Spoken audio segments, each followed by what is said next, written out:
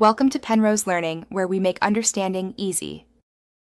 You start by opening DevTools and immediately target the element you want to change. Right-click and choose Inspect, or press Ctrl+Shift+I. This opens the Elements panel.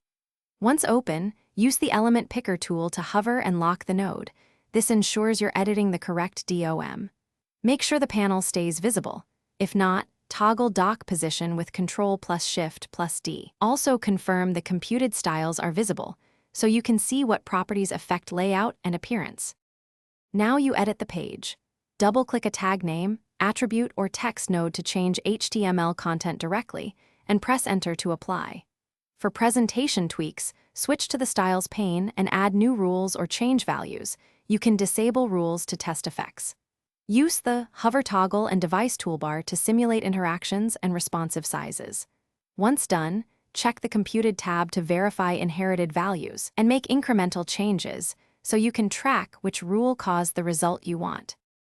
Finish by persisting your edits.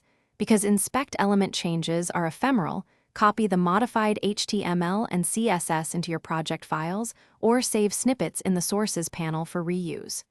Make sure linked stylesheets aren't overriding your changes. If they are, increase selector specificity or add important sparingly.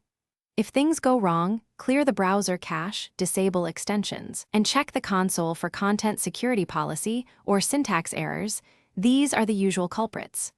One quick tip: reload with DevTools open to preserve some workspace overrides. Thanks for watching. If this was helpful, leave a like and consider subscribing. See you next time.